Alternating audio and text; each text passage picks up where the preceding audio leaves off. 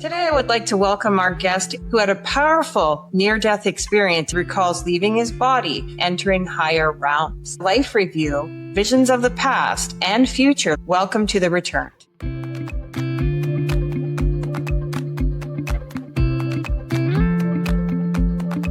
You die and your soul leaves your body, goes back home to heaven. No, that's not the way it is. You're always there.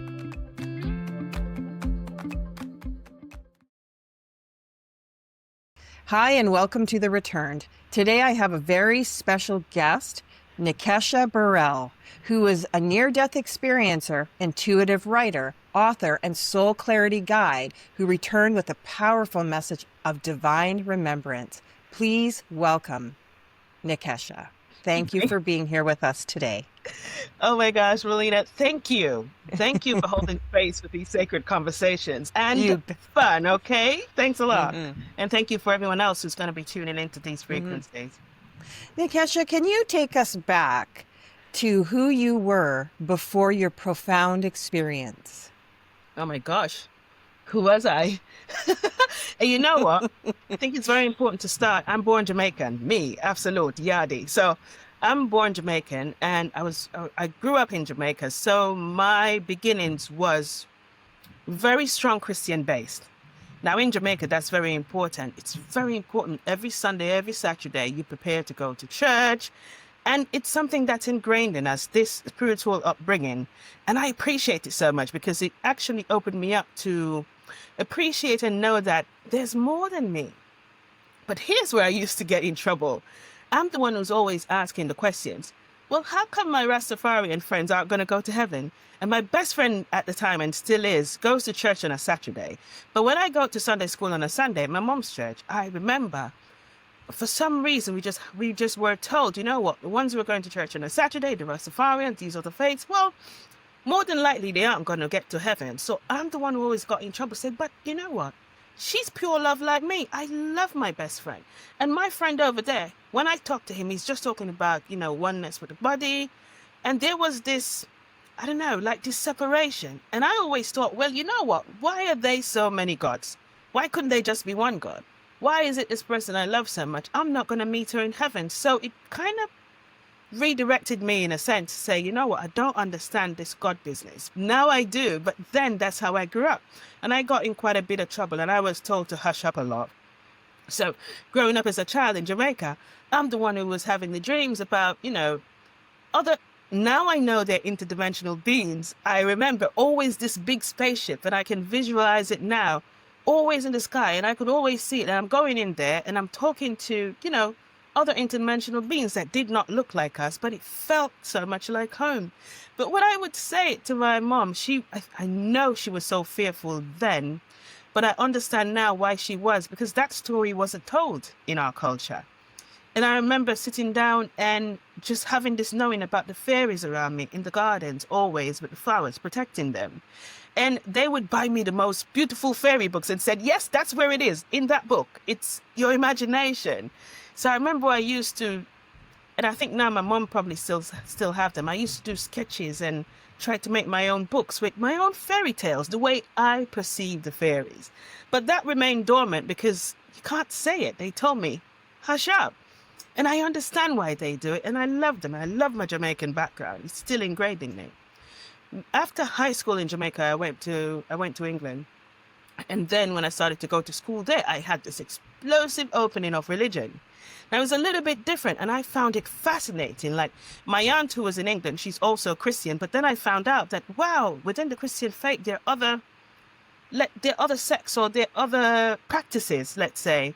And in her church, they used to do healings. I used to, because it was African-based. I would witness people coming in, and they had ailments, and then they would be healed. And then I realized, probably as 17 years old, I would feel energetically when the pastor would do these things. I was on, what's that? And the fear came in, that's the devil, because usually that's what happens.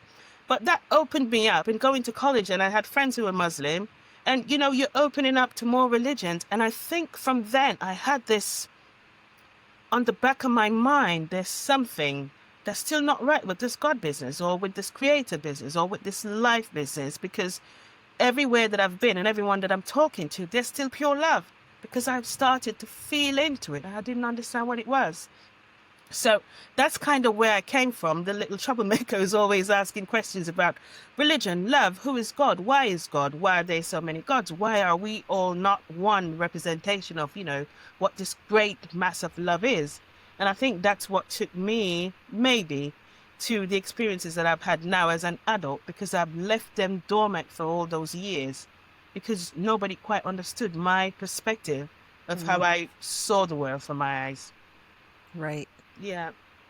So I just wanted to circle back for a second. I was very interested in what you had said here, fear. When fear enters, that's the devil. Could you just elaborate a bit on that part for me? Yep. Okay, so after my NDE, my guides took me through this self-love, self-healing phase. And I remember I was very perturbed and I was a little bit egoic when my guide said to me, before you can bring this message out, you need firstly to let go of fear and love yourself. And I thought to myself, are you kidding me? I love me. I absolutely love myself. How could you say I don't love myself? And for some reason, they took me through clips of my life in every aspect where fear came in. I remember one day I was in meditation and they were doing this thing with me and say mirror work. So my guides would say, you stand in the mirror and just feel into the energy of what's looking back at you. And it was pretty hard. So when I did that, I would visualize. I remember I saw this day for 3 days straight. I saw the clips of myself, the first time being heartbroken and crying over a guy. And I thought to myself when I was looking, I said, oh my gosh, how could I do that? And immediately they showed me, said, because you feared being alone. And let us show you where that started. And they took me back to when I was 12 years old and being abused. And that is a memory that lay dormant within me because I put a beautiful Persian rug over it and I lived my life. I thought it was okay. But they wanted me to face this because that was this inner child in me that was so fearful, that felt so stained, that felt as if she was unsafe. And they wanted me to understand what fear does to your body. So they brought me through a phase of feel within your body. Fear is an absolute imbalance within your frame. It has nothing to do with love and it has nothing to do with God, but it is your choice of believing that you have no other option. It is simply a probability. It's something that your mind puts up because of a thought that you believe so much that is something that may hurt you, that may never happen. It is something that was told to you in history and ancestry that came down, or it's something that society is painting for you that says to you, this is something, if you don't fall within these paradigms, this will happen. And this is where we embed fear within our minds, our thought construct. And they wanted me to understand the power within our thought, that most things that we experience here in life starts from fear. But we don't acknowledge that it started from a fear, a construct, a story, something that was said to me when I was in Jamaica that said, your friend's going to go to hell and you're going to go to heaven. And that fear came in. And if I allowed it to take me over, I'd still remain dormant, just being so fearful and not allowing my best friend to grow as she was growing within her faith. And judging her to say, listen, if you don't come on my side, you're damned to hell. And what that does is allow me with fear to lose probably a best friend because I was judging her. It creates an imbalance within how you think and how you perceive people. And what they did by the time I went through this healing process with my guides, and it was treacherous, because when I realized that, oh my gosh, since I was abused, they could show me every aspect, every decision, every choice that I made in my life that came from that 13-year-old girl who was unhealed. Every time I said yes, that I should have said no. Every time that I agreed, and all of it was embedded within fear because I'm fearful that they're going to see that I'm tarnished. That I'm fearful that somebody is going to look at me and know, oh my gosh, she's corned. I'm fearful that somebody is going to look at me and say, you know what, she does not deserve, because this is what she allowed to happen to herself. And when I went through that phase within this apartment in Brooklyn, I was torn up. And then I could realize, oh my gosh, every time I looked in the mirror for over almost 30 years at the time when they brought me through this, I was finding faults with myself. I was abusing myself. I became my own abuser. And when my guides had me face that, Melina, it was terrible. Because I realized I really did. I would find faults in myself. Yeah, skin's not perfect, hair's not perfect. And they said to me, feel into what you're thinking. And when I felt it, it was so degrading. I was doing more to myself than the abuser did to me. And then by the time I was to be done with that, they brought me and showed me the aspect of this individual who was the abuser. And for the first time in all those years, I didn't realize I didn't even forgive. I never thought I hated this individual. But they showed me what the fear and what the hate does to me, the individual, me. I have to forgive not for the person, I have to forgive for me. And I saw the brokenness within that person. And for the first time, I could have compassion, not forgetting what happened, but having compassion to understand, oh, wow, that's where you were in your soul path. You chose that. That's your karma. And I'm releasing that now because that's not what I did to myself. That's what you chose to do.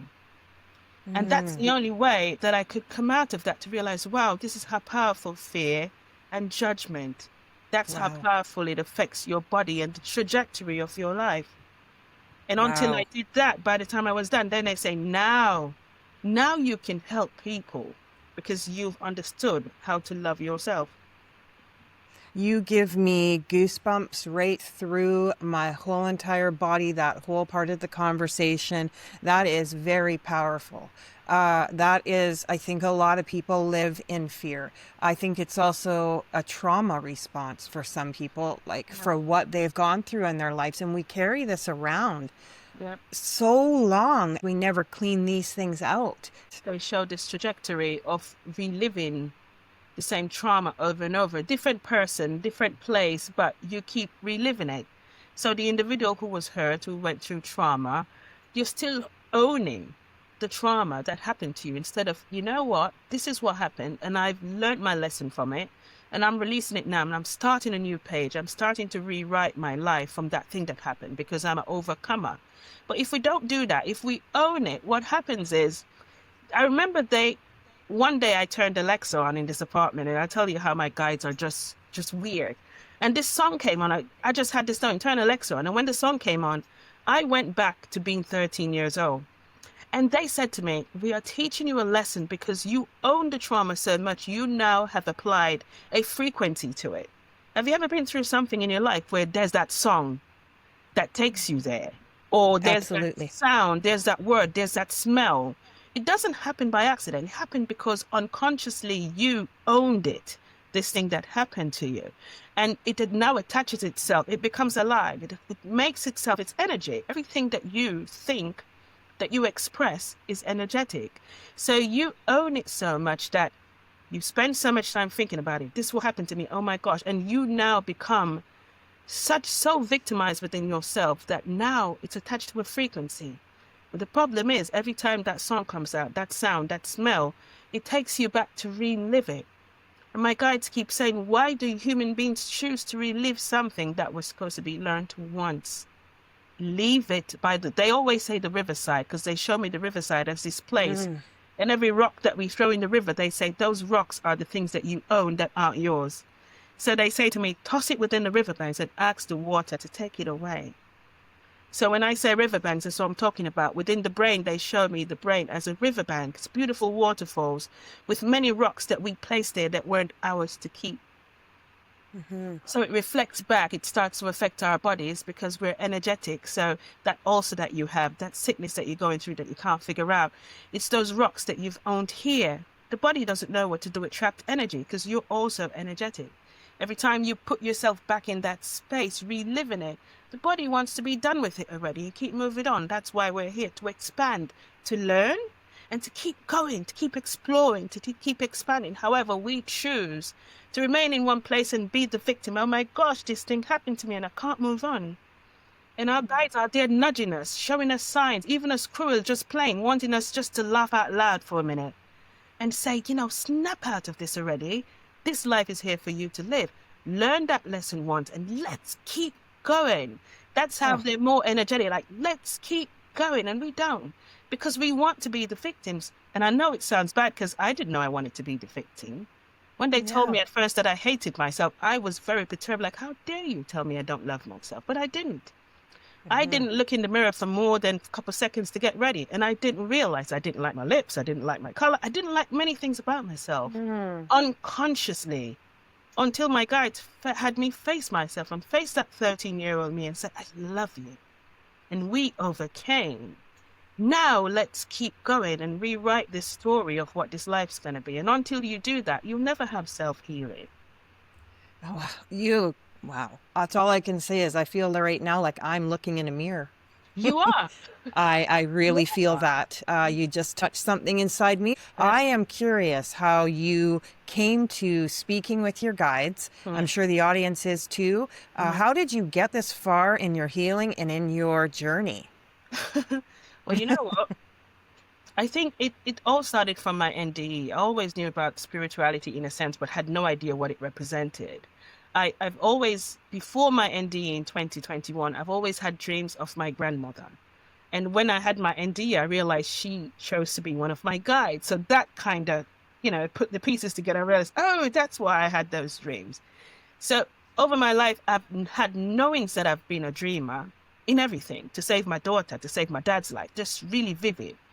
But in 2021 and before 2021, during the pandemic, I think that was a reset for me, because it was a time when everything shut down and so did my business in Jamaica. And I had time for once.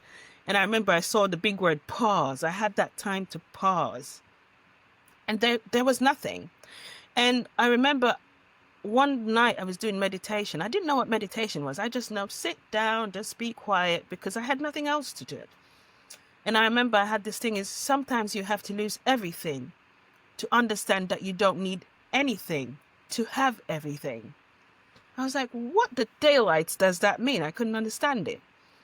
But anyway, during the pandemic, I started going through these phases where I would feel a presence beside me in Jamaica. But I had to be very cautious because the people in my household was thinking I'm absolutely going rockers. She's going crazy. This pandemic is getting to her head. Somehow, I remember I was in Jamaica one day and I heard this voice in meditation, you're going to write a book. And I was like, absolutely not. And I looked around because I thought it was my daughter and my son there. And there was nobody there. And I closed my eyes again. I heard this voice, you're going to write a book. I said, no, I'm not. And then there was this knowing, we're going to write it with you. And I stopped myself and I said, I'm absolutely going mad. And while I was in Jamaica, I remember I started writing this book. I'm still doing it now. I've done so many other books before that, but I'm writing a book with my guides. And I know when they're coming in, and during that certain time, I do channeled writing. So the information will come in. And I don't know what this information is. And when I would fact check it afterwards, I was like, oh my gosh, that's true. That happened there. So I think from Jamaica, I knew that something was happening, but I was very cautious about talking about it. So somehow my guide synchronized with me to come to New York. So in 2021, I was here. And I was here for probably a month because I didn't plan it. I just heard this thing, New York is calling, and I came. And a month in, I was very frustrated. I was like, why did I leave Jamaica? Why am I in New York? I don't know what my plan is. And I was very frustrated. And I remember everybody left that morning to go to work, whatever. I'm in New York. I'm on vacation. I went to shower and I went to have a shower, just to bathe. And when I was there, I felt this tickle in my throat. Similar, I felt it this morning when we were talking. And Right. I went to clear my throat. I was like, okay, it's just a tickle. And when I went to clear my throat, there was no breath. There was absolutely no breath, Melina. I thought to myself, oh, what the daylights was that? So I started to panic because I didn't know what to do. I'm alone in the house. I'm panicking. And in that split second when I remember I held on to the shower curtain and I felt it rip. And I tried to come out of the shower, but as I was doing that, I had this memory. A month prior to this happening, when I was leaving Jamaica, my partner, hubby, he's asthmatic. So he uses these ventilating pumps. And I remember coming to the airport, he kept saying, I think you should bring the pump. And I was very annoyed, like, why do you want me to take the pump? I'm not asthmatic. I don't need it. And he said to me, I just think you're going to need it. New York gets cold. Bring it. And when I went to the JetBlue table, I remember he put it in my bag and I got annoyed. I said, I'm not taking it with me. And I remember he got annoyed and said, take the DAMN pump. And I said, okay. But if when I'm going through, they scan it and tell me I have to take it out, I'm chucking it in the bin. But anyway, within that split second, I had that memory because I didn't think about it afterwards. So I came out of the bathroom, still not breathing, gasping for breath. And I put my hand down in my bag and I felt the pump. But then I had this thought, I don't know how to bloody use this thing. So it was in one hand. And this is just split second. But in my right hand, I can remember this. The phone rang. Now, this is the first time that I'm owning an iPhone. I've never had an iPhone before. So when I just came here, I remember I went to the store and the guy was trying to convince me to do face recognition. I've never done face recognition. And I said, I don't trust it. But he was adamant. He set it up. So I know I had the pump in this hand. And I took the phone up, but I didn't press it because by then it fell out of my hand. But I could hear my partner on the phone. So the face recognition must have picked up. So after my NDE, I realized that my guides choreographed all these things months before, and I didn't know it was coming. So I'm just saying that for you to understand where I'm coming from. Mm-hmm. But anyway, he's on the phone. After he tells me he just had this knowing call Nick. So he called me in the split second that I was going to go. I'm not talking to him because I can't. I'm not breathing. I remember I had this very last thought to myself, and I was annoyed. I was like, my brother-in-law and my sister is going to come see me dead on the damn floor. Excuse my French. But that's how I felt. And within that minute, I wasn't within the body. I was within this white space, the whitest space I've ever seen. And I still look at everything white here, and it's not as white. And I remember as soon as I was to think where I was, I saw the apparition of my grandmother. That's my mother's mother. And I saw her at the youngest stage that I remember her. And as soon as I was to think, it's like as soon as I was to have a thought, the answer was there. So as soon as I was to think, where am I? All of a sudden around me, you know, that whiteness, it started to populate into white orbs. And then I had this knowing, oh my gosh, those are the angels. Now, before my NDE, I didn't know there were so many angels. Neither did I know the names of angels, but as the orbs were populating, it felt like a welcome home party. And I was identifying every single angel as it was. I was like, oh my gosh. And I felt as if I was home. Sorry, every time I think about it, the energy, I don't know how to explain this love. I'm literally feeling your energy. Yes, it's like, I don't know, it's a welcome home where there's no time, there's no judgment. It's just love. And I thought I knew love, but this is where I got to understand where love was. And they just started to populate. I didn't say figuratively what we perceive as angels here. They were just light orbs. And they were just populating. The room was just filled with it, right? So my grandmother was in front of me, and I felt as if I was being downloaded with information. So I am seeing and perceiving things that are happening on earth while I'm here. And it's as if I'm seeing and perceiving things that I was supposed to do, things that I did do, and choices that I had. But I wasn't focusing on that too much. On the left side, I remember I could see like rainbows of colors. And when I looked over there, they were like angels. But what I perceived was also spirits who just passed on. But I had the knowing, oh, these are the spirits who came to the light, but they have some work to do. So as soon as I was to think, so what are they doing? It's spiritual rehab over to the left. And I found that interesting, like, wow, when you change forms and come here, if you have things to work on, nobody's judging you, really? So you go to spiritual rehab on that side. And then in front of me, there was this huge, it's like an archway. It felt like a door, but it didn't look like a door. It's like clouds and it's golden. But beyond it, I could see this beautiful fountain and like this crystal city. And I so wanted to go there. I wanted to go into that space because it was like it was calling me. And as soon as I was to think to go there, Archangel Raphael appeared. And when Archangel Raphael appeared, he wasn't an orb. He appeared just like a figure. And then as soon as he appeared, we were like best friends. Like I knew that Archangel Raphael was my main guide there. Before I had no clue. So it was like, okay, well, come home. Now I'm going to show you your life on earth. It was like my life on earth. And he took me to this space to the right. And within there, they were like, if you've seen bees, how they do their pods, they were like honeycombs. So within this space over to the right, there were like, not millions, just infinite amount of honey pods within there. They were golden and pulsating.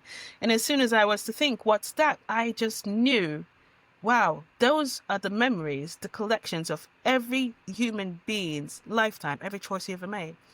And one popped out, and when it popped out, it was just beautiful, pulsating, and something came up like almost like a hologram. I'm seeing through it, but I'm like within it. Don't know how to explain it in human words. But I was seeing flashes of my life, Melina. But here's what was interesting.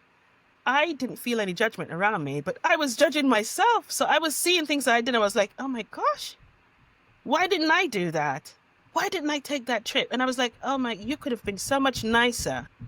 Why didn't you just smile? And I was judging myself terribly. Like, why did you make that choice?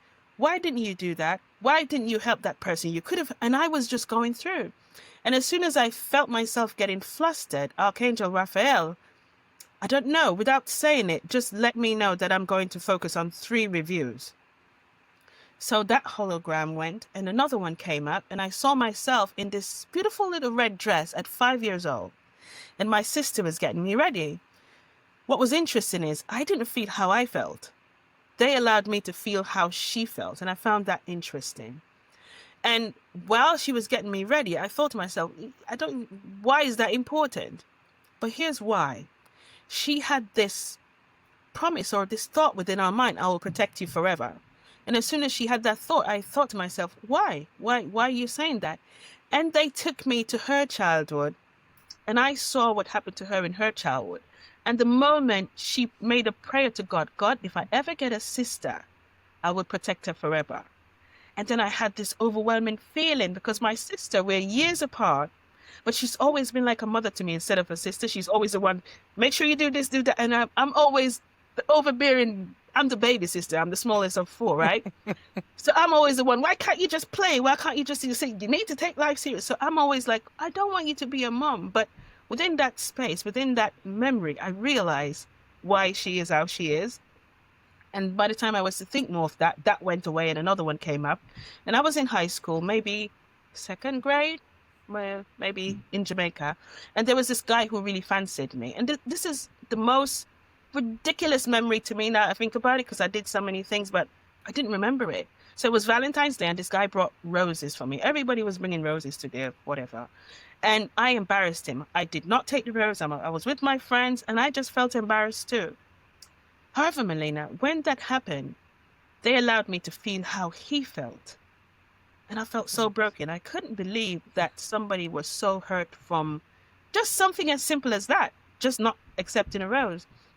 And immediately when I started to feel so bad, this beautiful light orb just came it just came out of nowhere. And I just had this knowing, wow, that's his soul. And I think for a second, I got a chance to, I don't know if I didn't say I'm sorry, but I just had this feeling of relief. And I say this to say that after my NDE, I started to make some calls because I wanted to find him because I felt so bad. And then I found out he had transitioned years ago. So I realized that light orb that I got to see really was his soul. So appreciative for that. And the third scene that I saw in this last one, I was probably in my early 20s. I was in a supermarket in Jamaica and there was this old lady in front of me, older lady, and there was a long line behind me. I was behind her and it was a holdup. And we knew that she couldn't pay for all her bill. So I leaned over to the teller and I said, I'll pay for her bill. It's also insignificant to me because I didn't remember it. And I remember when the old lady realized that the lady was saying, it's okay, this lady's going to pay for it. She turned around and she held me like this. I'll never forget it. But within my memory in the NDE, I felt something that I didn't feel that day. She gave me something when she held my hand because she was saying thank you. But there was something she transferred to me and they allowed me to feel it then. And I remember she was just being so thankful. And I said, God, I don't remember what I said now. God works in mysterious ways or something. I don't remember the word. But whatever I said to her within the memory, they brought me back to, it's like taking me back in time in her life. And the night before, she said a prayer to God. She said, I don't know how I'm going to feel my children, but I know you will provide. And they took me back, this is profound to me, to that moment when she was on her knees in our household. And that act that I did there, as soon as I had the thought, but it was such a simple thing. I started to hear this. And then I heard boots on the ground. And Archangel Raphael said, because we're your boots on the ground for God. So that concreted her faith. But not just that. They showed me how she told her, she had one girl, one boy. And she told them both of the story. I had the prayer and look, somebody out of nowhere just paid for the groceries. And her daughter, years after, started to pay it forward just from that one story. And there are 3 kids who were living next door who she fed from those groceries. They were just showing me a trajectory, like a domino effect. And then I was out of that memory. And I remember I was getting downloads because I was thinking of everything that I've did in my lifetime. You're showing me just these 3 little things. And Archangel They were Raphael huge. said, it's not the enormous things. It's not the grandeur. Grandeur is the word he used. It's not the grandeur things that you do as human beings that are counted. It's the things that you do just because. Remember that you are being boots on the ground for God. Human beings are always looking for God to come to save you. They want us to understand that we are our own saviors. We are the ones who are boots on the ground. We are the ones who are choosing whether we give love or withhold love. This is why you're within this space. And I was taken outside of there, and I don't know about time, Melina. It feels as if I was there forever because I'm seeing things that are happening on Earth, and I'm understanding, oh, those aren't predictions. Those are probabilities. Now you choose. What do you wish to experience? And all of a sudden, I wanted to go back to this big archway that had the Crystal City. And my grandmother appeared again, and she said, it's time to go. I was like, I don't want to go back. And I know I would have argued with her if I could have stayed. And before I could have argued, I was within this black space. It didn't feel like a room. It was just a blackness. And within this blackness, it felt as if it was creating something. I couldn't see what it was. But within a second, as soon as I was to think, what do I do now? It seemed as if somebody pricked the darkness with a needle. It was just this little needle prick of light that came in. And as soon as I focused on it, I never forget, I felt the breath within my body back here. But you know what's the most profound thing? When I took that breath, I had this knowing, oh my gosh, this is consciousness. It's not air that I'm breathing. I'm breathing consciousness. And I can never understand it. That the breath that we have is not just air, not just this thing that scientists put an identity on. The breath that we have is the aspect of Godness within us.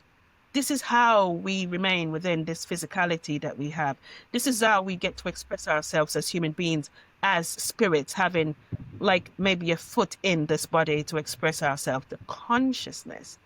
So as I came in, the first thing that hit me was I started to feel my body. I started to feel slight pain. And then I could hear my partner on the phone, still on the floor. I don't know what he's saying, maybe pump and swallow. And I was just lying there because the energy and I wanted it back. And I remember I didn't get up, I just turned and I said, it's okay. And by the time I said that to him, I could hear the door opening because he called my brother-in-law to come back to take me to the hospital.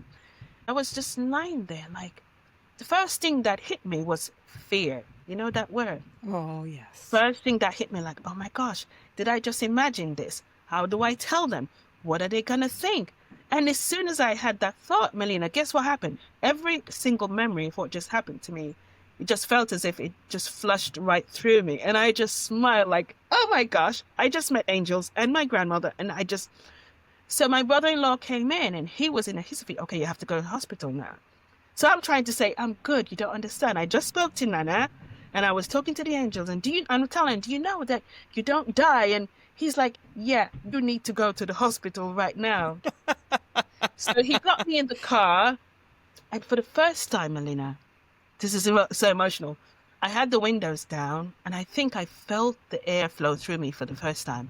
In my 40-odd years, the air and the sun, I could feel it just permeating through my body. I was one with absolutely everything. The bird that was there, it was flying. It was as if I was flying as this bird going to the hospital.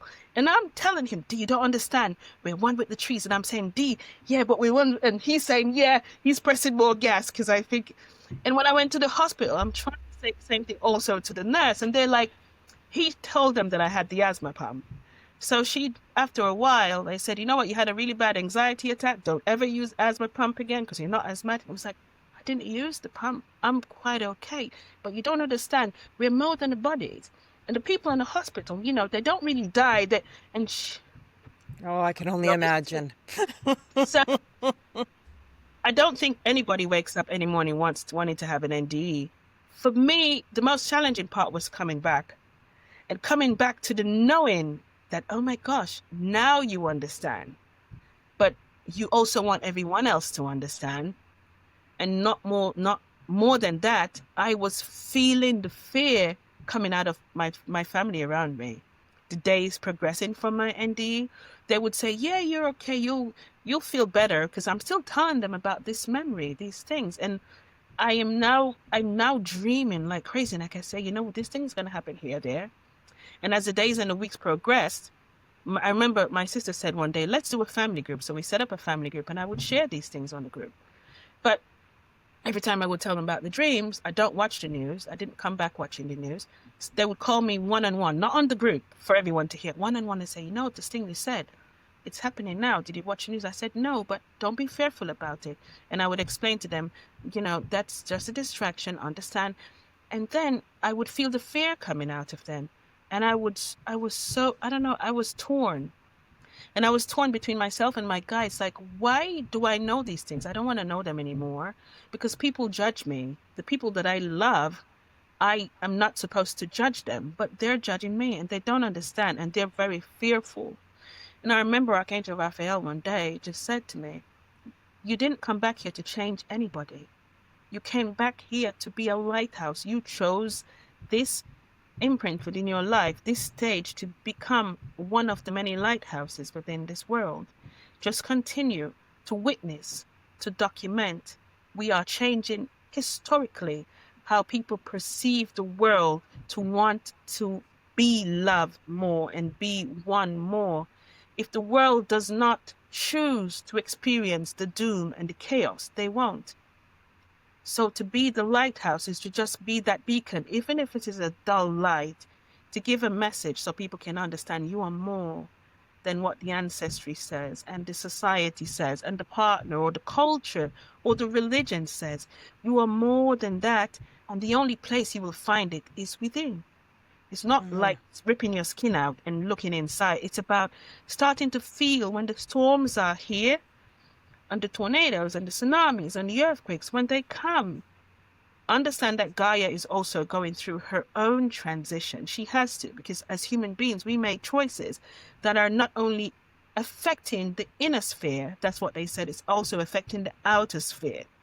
What do you expect your interdimensional friends to do if they are not supposed to, let's say, come in and start to join a line to say, follow me? They are giving you probabilities for you to choose. How do you wish to experience the earth?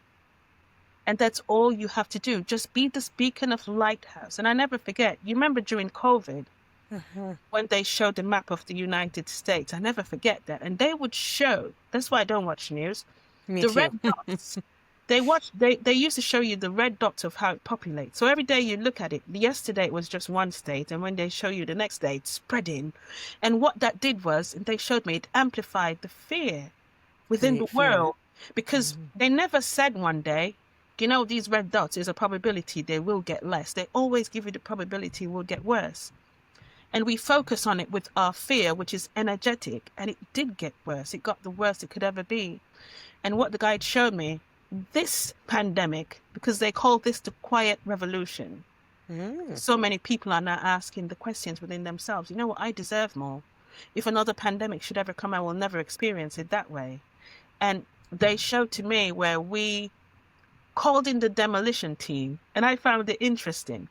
And they said, within the weak structures of your society, of your culture, of your world, we are placing our charges there.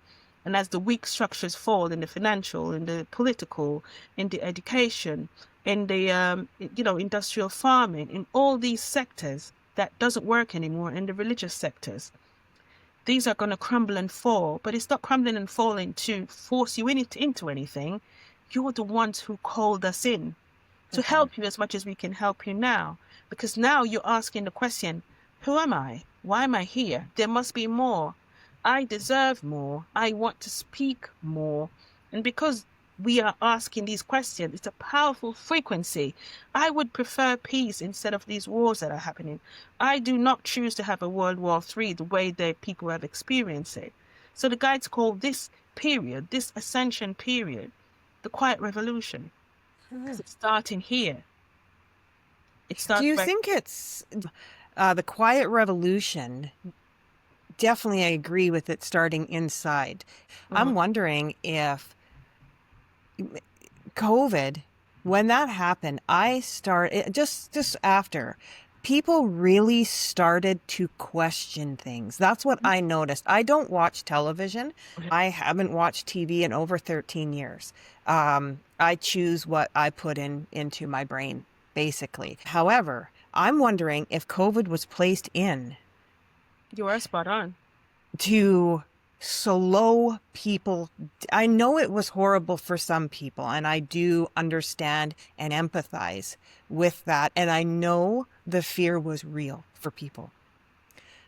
But boy, did we get to slow down.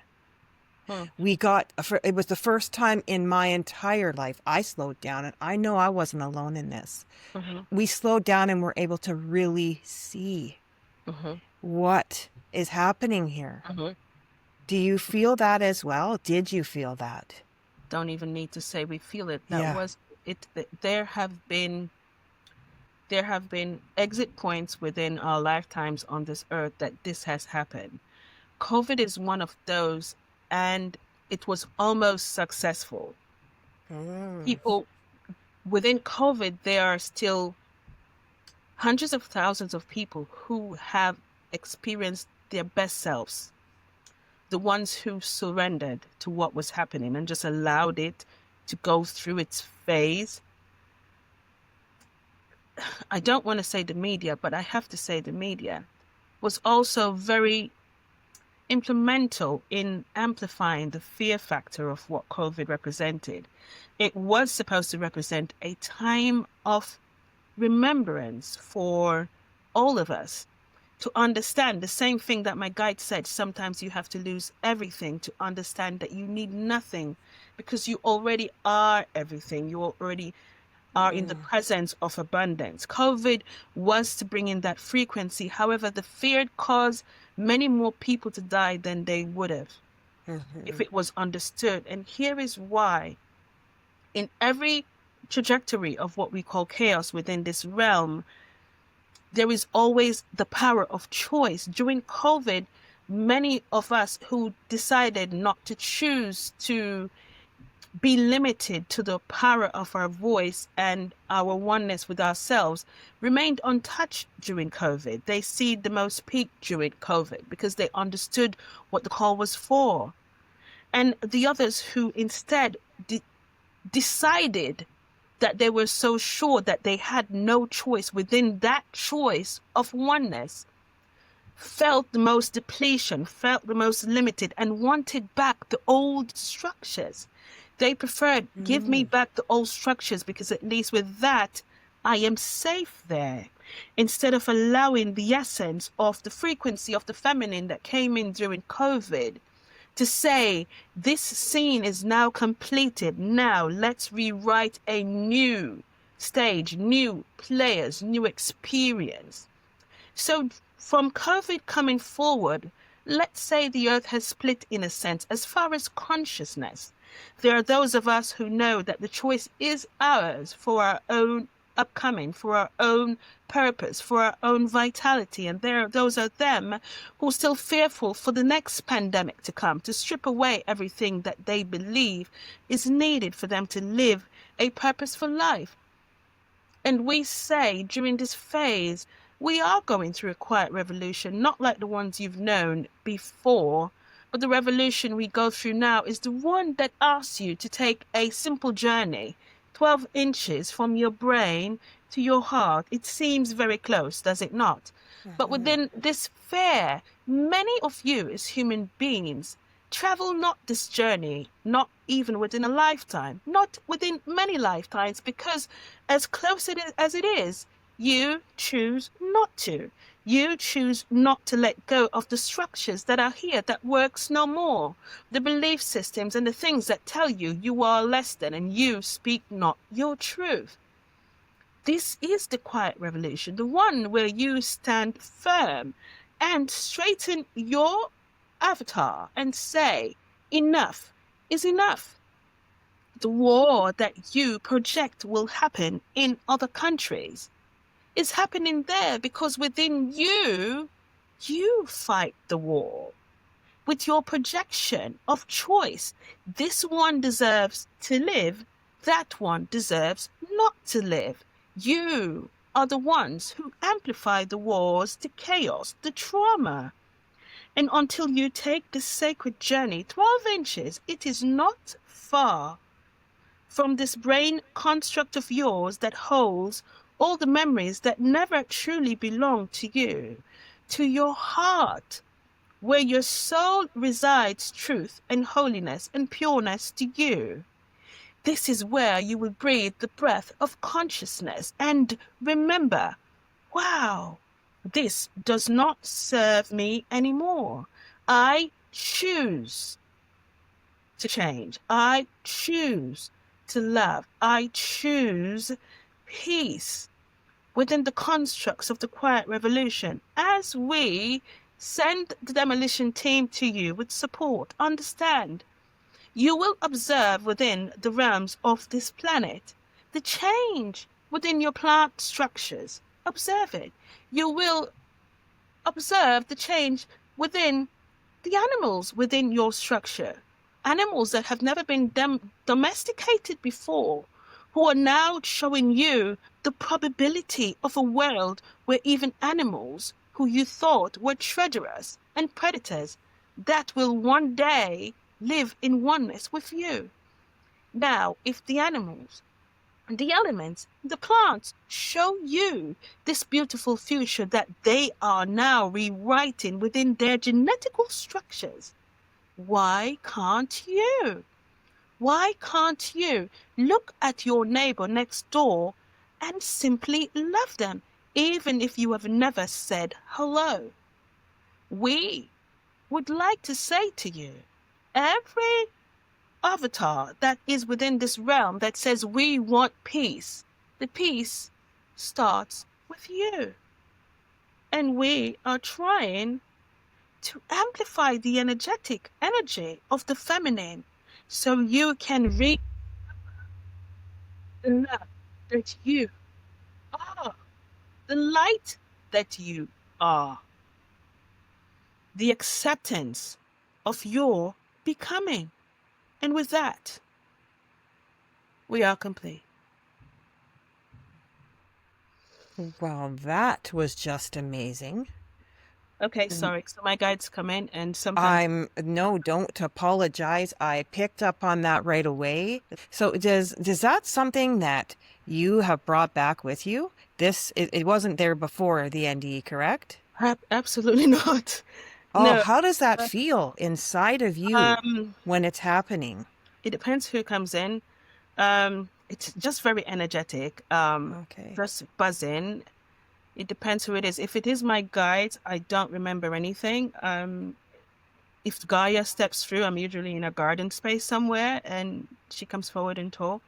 If it's the angelic team, I'm just absolutely buzzing with love right now. And I've learned to allow it. So I think it just flows. And so if I'm saying something, and I believe if they feel they can project it better, and not just that, they want to send a frequency through the message, my guides would just step in. And because I've learned not to fight it, it flows. But I don't remember anything that was said, basically, until I do a rewatch. That was incredible. And I felt every single word of it. I know the audience is probably going, wow, you know what I mean? I am so appreciative that happened while we were here talking, that they had something to say. And what they said was beautiful. Okay. Usually it is. Yeah. Wow. Do you think that everybody has this gift or has gifts? It's all right. Without having an NDE? It's all right. You don't need, and please don't ask to have an NDE to remember. Yeah, exactly, right? Yeah, I think, you see, the way I've been shown it, we are all a part of the graduating class. Mm-hmm. You decide how much credits you want to apply to get there. You decide if you want to be, a valedictorian or not, but we all are a part of this. We all started from light. We all are love. The the challenge is coming in with all the history and everyone that was there before us who kind of convoluted what the actual story of our origin came from. We came in hearing these stories of struggle and doom and gloom, and we feel so connected to our ancestors that we believe that our birthright is the struggle and is the doom, but it's not. We are light. We are energetic, and there's a power within our thought structure that really has nothing to do with history or anything. Those came there as a part of those realms, those past times, as a blueprint to say, you know what, this is what happened then, and they overcame it. And we have to start evolving. Technology is evolving, and we're still thinking in barbaric times. Our thought structures are still in barbaric times. Why is it? Why is it that somebody who talks a different way or looks a different way, in our minds we think they don't deserve?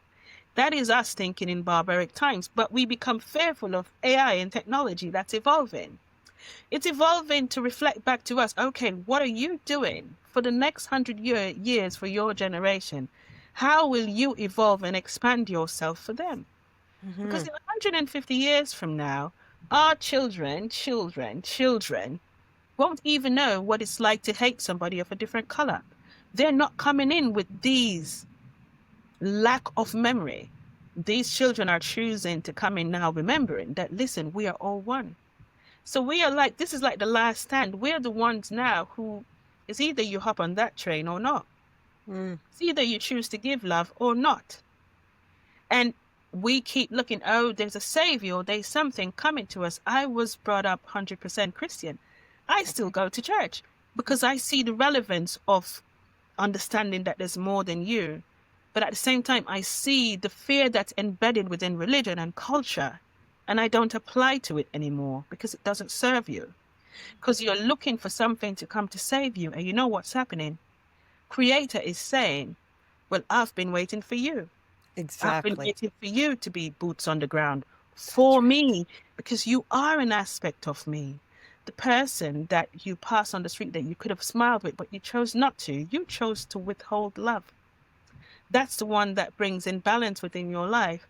The person who you could have helped with $1 that you chose not to. Well, you chose to withhold love. So what are you doing as boots on the ground for Creator, for God, for whatever name you want to call this one big bubble of love? Because on the other side, it's not that you realize there's no death. Well, the angels show me. It's very cute. They show me the death process is walking off this beautiful sand, Melina, and just stepping into the water. The water just absolutely consumes you. You don't not become, you become more. And if you look on the death process as that, you'll understand that every time somebody in your family passes away, no matter how close you were to them, because as a human, you have to be human. You are going to be emotional. But remember that when they do and they step into that water of more life, it amplifies your spiritual team. I have a grandmother who chose, when she passed away, when I was so young, to be my guide. She saved my dad's life, my daughter's life, my life. But if you don't perceive it, and if you see all these things as fearful, you will never understand the love you are. You will keep looking at a child who's on the spectrum and feel sorry for them, not understand that that child chose to be here as an advanced being to show you what a true container of love is, without the identity of having two perfectly working arms and legs and walking upright and speaking the way you say words should be spoken. And child on the spectrum comes to this planet choosing, I'm going to go there. You don't understand on a soul level how important that is. It has to be an advanced soul who chooses to come here as a child on the spectrum, or as any limitations that we identify here. And you come here to show them that even without words, I can give you an energetic force of love so powerful, unconditional love, the angels say. Not love you if you do your homework, not love you if you take out the garbage, just simply unconditional love. No matter what you could do to me, I love you without any conditionality. And the parents they choose have no clue what they're doing, most of them, but they chose them because you know what they have? They are the containers to hold this love. Because when they have this child, they're also going to be facing judgment. It's so choreographed, Melina. That's exactly what I see as well. Choreographed. Everything, every soul, every person you see on this planet. Don't judge them. I used to judge kids on the spectrum. It's very emotional to me. And not in a bad way, but I would look at them, Melina, and I would watch videos with them and feel so sad for them. And I would say, oh my gosh, I'm empathic. And my guides taught me, what is you crying for them going to do to help them? What are you doing to have them understand that you can be a container of love too?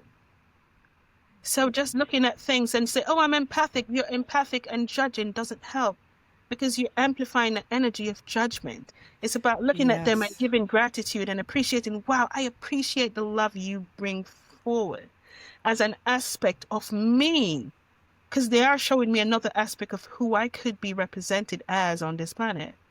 So that brings me to exactly what I wanted. Like, I literally feel, and this came to me this morning. Was having tea. I woke up and I feel a download, and the download was, I am you and you are me. I feel that in my bones. Yes. I get just my whole body vibrates from this. I wrote this down because I think I'm also a graphic artist, right? So I like to use words. Words have been my thing for a long time.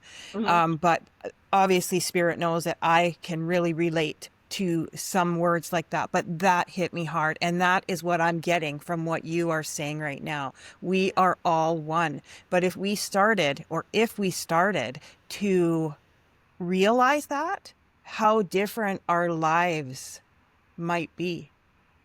You have no idea. I remember, we probably don't have time to talk about this. I'm looking at this. I did this book with my guides, Archangel Raphael, but the reason why I just remembered about it is when I just came back from my NDE, I remember I explained to you that it was hard to explain to my parents, my family, but most importantly, my parents. And my dad is more nonchalant. He's cool. If I tell him I'm going to space, he just asks me, which day? What am I to do? My mom is a little bit more challenging to get to because she's really strictly Christian. You have to use certain words, certain things. So my mom, I remember for all this time, the reason why I stayed quiet for so long was because my mom was very fearful. Every time I talked to her, every time I would talk about something I dream and it would come through, I could hear the fear into her. And she really thought I was working for the devil. She thought I signed a contract and she didn't understand it. And with love, my guides had to talk me through, be compassionate, do not judge, love her. And I remember one day, years after this happened to me, and the prediction came through. It's not a probability came through, but not as bad as it was projected to be on the news. And I said to them, it's not going to be that bad, etc. And she called me and she said, you know what? I have 4 children. She said it in Jamaican. And I want to know, I want to die knowing that all 4 of my children know God. And it seems as if you're following the devil. And when she said that, I was floored. I was like, okay, this is your opportunity because your mother is going to die, just thinking. And I have this fear for her. I try to teach her, when you die, there's really no death. There's really no fear, because if there's somebody she never spoke to in the living, I know that if she sees somebody that she's not speaking to in the living when she dies, she's not going to the light. And it worries me sometimes that I want her to learn this. So I thought, okay, I have to explain this. Let me try to do this quickly. So she called me that day and I was trying to say, how am I going to explain to her this religion thing so she knows that we're all one? And I remember when she was on a video call and Archangel Michael came through. And when he comes through my crown to my spine. And I said to her, hold on, I'm getting a download. And she got frustrated, because she doesn't understand what a download is. Yeah. So this is what Archangel Michael showed me. And this is why I did this, because this is not just for her, it's for everyone else. So let me explain this quickly. He took me up on this cloud and I was looking at this little boy and he was stretching out like he was stretching for a cloud. And I thought to myself, if he steps, he's going to fall to neverless. And immediately Archangel Michael said to me, human beings are always searching high and low for God or for what God represents. And then he says, look. And as soon as he said, look, I was back on the earth and I was looking at this big white mansion. And he called this the house with many rooms. And as soon as I was to think, what's this mansion? I was inside the door. I'm trying to do it quickly. And as soon as I got inside the door, Melina, there was like infinite amount of golden doors going down this corridor, both ways. And he took me into the first room. And when I went to the first room, it looked exactly like my mom's church in Jamaica, organs, people, everything. And Archangel Michael said to me, within this room, do you feel God? And I knew it. I said, yes.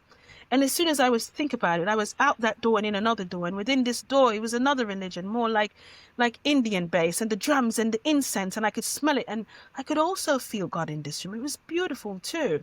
And he said, do you feel God in this room? And I said, yes. And as soon as I was to think about it, I was out again. And I went in another room, and I remember when I went into the fourth room, it was this dark space, Melina. There's one big table, one chair. There was this girl, she was slouched over, and she was crying. And I had this thought to myself, well, this isn't religious. And Archangel Michael said to me, you know what?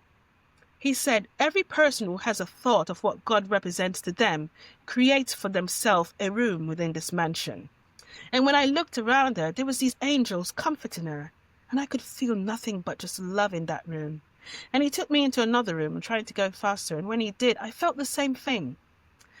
And I remember I had this sigh, and as I had this sigh, he took me outside of this mansion, and he said, do you feel God outside this mansion? I said, yes. And as soon as I was to say yes, the mountains and the rivers, everything started to populate outside this mansion. It was beautiful. And then he took me a little bit further, and when I went further, Melinda, there were like millions of other mansions just showing themselves up. And I was like, oh my gosh. How come there's so many mansions? But then the representation is there's so many rooms because people have a different perspective of what God represents to them. Right. Now, it has to go somewhere. He took me further up, and when he took me further up, now I'm not looking at these mansions anymore. I'm looking at multiple earths just populating, just more earths populating. And I remember Archangel Michael said to me, do you feel God within this space? And I said, yes. Can God be contained within this space? And I realized, no. And he said to me, God is everything, everyone, everywhere, cannot be owned, cannot be contained to a room. Go and tell them. And I remember I was there, and my mom was on the phone getting annoyed by now, and Melina, for the first time in all my years, because my mom is always talking back to you, say, you said that wrong, you said that wrong. And I explained this to her. And she was quiet the whole time. And then I just heard her say, she said in Jamaican, all right then, I feel better now. You're talking to God. I'll talk to you tomorrow. And she's never had this conversation with me again. You know what changed? When I speak to her now, I don't feel the fear anymore. Mm-hmm. I don't know what my angels did. And after that, that's how I did this. Because it's a different perspective. And my guide showed to me. And they could show me every perspective of my life that I met God. When my daughter was born, when the nurse out of nowhere came and helped me to bring her through. It's aspects of what God represents. And it's a new perspective. This is the quiet revolution where we finally understand it's not about separation. So the demolition team that the guides say are coming in, these are the structures they're breaking down, these walls that we've built within these mansions and own to say, I own God within this room. They want us to break them down and finally see, oh my gosh, it's just one big bubble of unconditional love. Mm-hmm. And we represent that. That's right. So let's now choose to be boots on the ground. That's right. Not just wanting to hear about the fear structures. What's going to happen? I can sit here for you forever and tell you all my dreams about all the things that may happen on this earth. Mm-hmm. I don't choose to do that because between the cracks of all these things that's happening, my guide showed me within the wars, the mother and the child who's still sitting down in the building, although bombs are going up around her, praying for both sides. That's what they tell us we're missing. We don't see that on the news. The family within the other side who's cooking food and risking to take it to other people in the hospital, and children who lost their parents within these wars. The people who are there trying to be, whistleblowers, who are talking about these things that are so atrocious that we begin to judge them immediately as they start to talk, not understanding that they're choosing to be boots on the ground.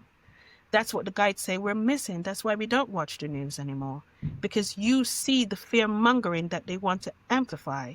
And instead, we're not seeing within the cracks the regrowth that happens after a tornado, after an earthquake, what it reveals from the earth that you never knew you would see, the cure to the cancers or to these diseases that will come from the microorganisms within the realms or within the seabeds. They showed me this very minute organism, looks like a caterpillar. Couldn't figure out what it was. And it was a dream that I saw with this tsunami, and they saw these giant whales, and people were there focusing on the whales like, oh, I thought they were extinct. And my angels took me past and I said, don't focus on that. Look. And when I looked at this little creepy crawly thing, they said, that is the cure that will be here within 5 years of so many cancers. And I'm looking at that, I'm like, you get to see life from a different perspective. You don't perceive the fear anymore. You understand that everything that happens, Melina, is choreographed. You know what I love about these conversations that I've started having is that I start out thinking I'm going to do it this way. And then all of a sudden it takes a total different turn like it's supposed to. And it happens naturally. Like, I have the questions and everything like that in case, Yeah. but I really do like this organic conversation and just it felt really right. You have a voice, a beautiful voice and a beautiful message for everyone. And it's a great honor to be here with you. If you have the time, I have a couple of questions for you, and then we would like to know what's next for you. So I'm going to ask you a couple questions for the audience. If you could give one message to the world that you learned from your NDE, what would that message be? Just simply love yourself. And I'm not talking about just saying it. I'm talking about feeling it. And when you do, it really is a treacherous word to say, I love you to me. Because when you do, it unearths everything that you've ever said to yourself that is not of love. But when you get to that space, when you truly, truly love yourself, unconditionally, not with the mistakes that you made and the things that happened to you, you get to this space for a moment when you feel peace. It's a peace that nobody can give to you, but only you can give to yourself, because within that moment you realize the God construct that you've been seeking all along has always been within this beautiful breath of yours. And I think before we can go anywhere, before we can help anyone, that's where we have to start, because that's where I had to start. Do you feel that humanity is awakening spiritually? Yes. Yes. Problem is, we're not listening. We're so distracted. We're so distracted by the traffic lights, and we're distracted by, we're in traffic right now. We get so frustrated. We're looking on the clock, and our guides are trying to say, okay, I created this traffic because I want you to pause. This whole month, almost every meditation, I get this word pause, because all our guides collectively are trying to redirect us to pause. I know you have $300 in your bank account, and the bill is probably $3,000. But that's really not what's important now. I'm not talking for the whole day. Just now, in this now moment, they want you to pause to feel something, to remember something, that you are really okay, that you really are being supported. And if you would listen, not to the news and all the distractions around you, if you would just be quiet for a moment, you would hear the loudest wisdom coming through you. And it's funny. My guys just show me the heart, and here's why. Every question that you think you could have, that you want to ask somebody else, every advice you think you need really comes from here. If you can train yourself for a moment, every decision I have to do, I stop and I pause and I ask myself. And I know if it's a yes or no, because you allow yourself to be so connected with your oneness, with your I am, that it tells you. You feel the energy draining from you when you ask a question if it's not something that is aligned for your greatest good. And you feel this buzz and this outburst of energy from your heart that flows upwards almost to your brain as if it's going to be exploding, slowly moving. And your body is super intelligence. If you allow yourself to speak to your body, it will tell you everything you need to heal yourself, everything you need to find your purpose, everything you need for joy and excitement.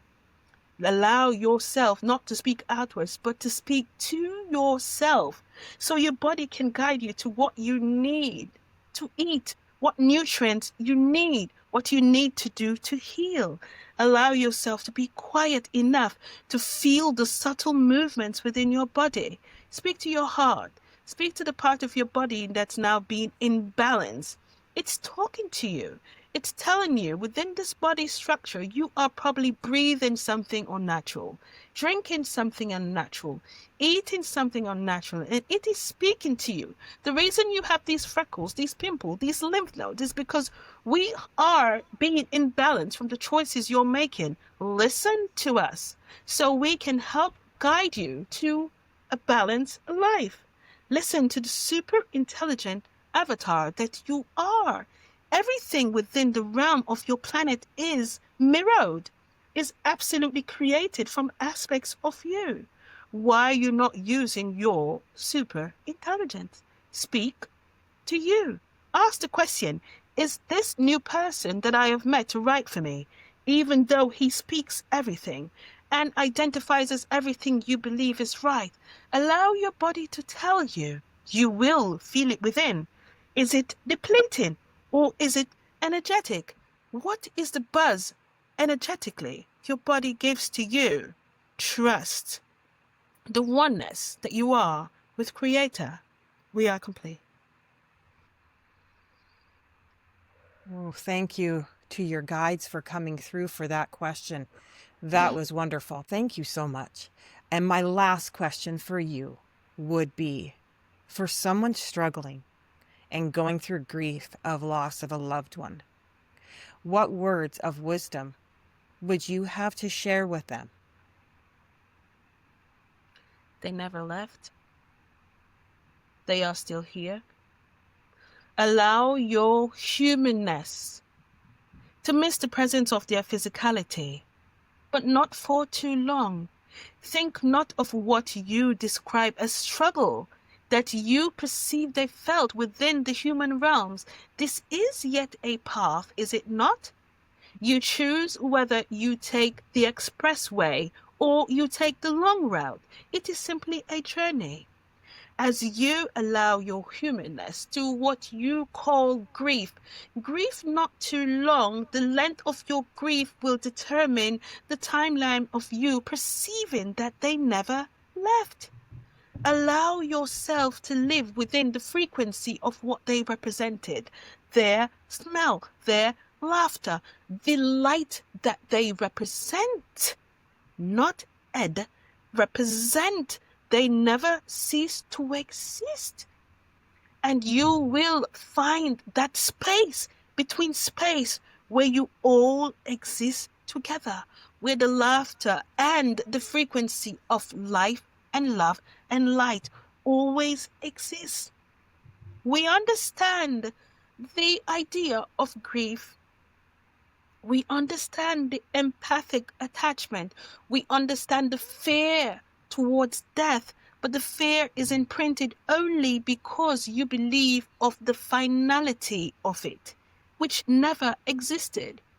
The death process is populated from mankind to allow you to believe that you have a ceasing of existence.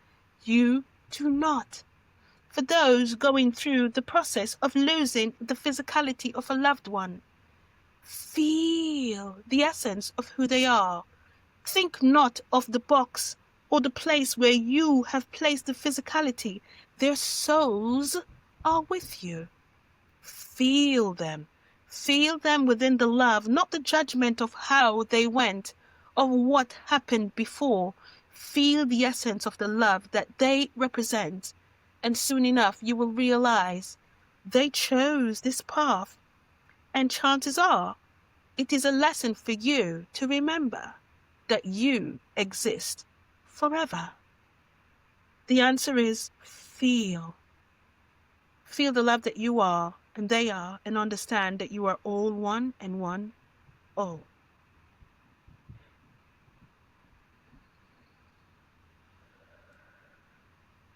Thank you very, very much. Okay. You move me. You move me. Really do. They move us, I think. Oh, you got the answer wow. to your question, yes? I did, and I got overwhelming vibrations and goosebumps. Yes. And that, I have to say, that's one of the best feelings ever. I love that It is. feeling. It I is love it. actually. It's a real cool. So I would love to know what's next for you. I would also like to finish off our conversation with the things you do, what you do out there to share, or that you do to help and offer, share with my listeners. Okay, so my guides kicked my behooty, kinda, in a sense, and they choreographed me coming out here doing interviews because I have stayed away from the camera talking about this for years. And mostly because my family wasn't comfortable with it and I didn't want to be disrespectful or them, you know. So now that my mom is really okay, I guess, with the story of what I told her, as soon as that happened, I realized that a door opened up without me asking for it. And one day I just got a call. I am on Iron's Institute, whatever, letter for NDE. And then as soon as that happened, then the calls kept coming in and I'm doing these interviews and I just surrendered to it because I realized, oh, now is the time. So what I'm doing now, my guides are leading me to do, I do one-on-ones now for fun. And they said to me, you're a soul clarity guide. Because when I sit and I talk to somebody, it's just me holding space for an individual to hear their own guides, to understand their own GPS, let's say, in a sense, to understand what next, where am I going, what's best for me, what's not working for me. So they gave the name Soul Clarity Guide. I have no idea what that is, but I hold space for that. So for right now, I'm doing it for fun, like with friends. And, you know, so I am putting that online. I'm working on a website now just for that. And also I'm downloading meditations for this self-love and healing guidance that they took me through to go through the trauma that I had kind of put under that Persian rug that I needed to face myself. And I already have all that written out. I just need to record it. So I'm going to be doing that this month. So all these are just my service. So, because I want everyone to feel how I feel. And I want people to tap into that itness that is them. That's more than what the world said and culture and everything. And I don't know. I had a meditation the other day and they said, you need to teach automatic writing. I was like, how do I teach it? I just do it. But anyway, I know that's coming online as well. So for right now, I'm doing mostly interviews. I have videos on my YouTube, but not a lot because I've been really dormant. But the website is coming up. If you want to start somewhere, start with this book. Not for me, but because this book is non-religious, I did not want to put this name on it, but my guides were very, very adamant that I put On My Way to Meet God. Didn't want to put it because I didn't want it to be religious, because I didn't want to seem as if I was trying to break the structure down. However, they said the word God has been convoluted so much over the years. The frequency of what God represents is not there anymore, because as soon as you say the word God, somebody wants you to identify what God, what identifies it, what are you doing with this God, what does he represent, which country, which color, which creed. Right. The reason why it's a quiet revolution, because the guides wants to break this away, because as soon as you say God, even within just Christianity, you're being judged. What faith are you? What denomination? Oh, that denomination is not going to go to heaven. And these are the walls that the guides are ready to break down, because these mansions don't need to be here. It's just one big bubble of love. And I think this is why they really had me stick on this word, On My Way to Meet God. But it really is looking at a different perspective, understanding that you meet God every single day. And you're also representation of God. You're also boots on the ground for God, for smiling with somebody just because you felt like smiling, and understanding how much that was choreographed from the night before, where somebody said a prayer and the angels just decided, you know what, if you smile for them, it's not just a smile, it's an energetic exchange. So much I can't even talk about. Million, there's so much to talk about. Oh, I know. It's an energetic. So where can we start? Where can we contact you? I can also put all this information in the description below. But how could people get in touch with you? Okay, well, they can email me, nekeshaburrell@gmail.com or souldeepconsciousness@gmail.com. My website is going to be souldeep.love. Because I'm working on that right now. I'll probably put it live within a week. And my YouTube channel also would have the links to everything else. And yes, I have to open myself up to this now, because there's so much coming in and I don't know where to put them. And I can't put everything in books because there's so much. But I found also that the more I talk, have conversations with beautiful beings like you, who are just being this wonderful container of holding this space for this, more comes out that shocks me. More information comes out there. I was like, where did that come from? So I realized it's the conversations that we need to have. It's the spaces that we need to go to just allow ourselves to be this conduit to bring this message and this frequency through. Because sometimes it's Gaia, sometimes it's Yeshua, sometimes it's just my guides, sometimes it's interventional, sometimes it's my Arcturian friends. But either way, I find the message really is tunnel vision one place, to this space of oneness and love where it starts with us. So I'm Nekesha, just open for wherever I'm being led at this point without. I want to have you back. You have a lot to say, and we didn't even touch the surface. We didn't actually. Yeah, I would really enjoy to have another conversation with you. I'm We sure will. the audience would as well. Yeah. I want to thank you Oh, thank from you. my soul Thank to you Yeah. for being here and sharing space with me today. It has been truly It was out fun. of this world, out of this world. And I had a very good time. We Thank did. you so, so much. Thank you. And until we meet again, Mm. please do take care. Love and light. Thank you. Thank you.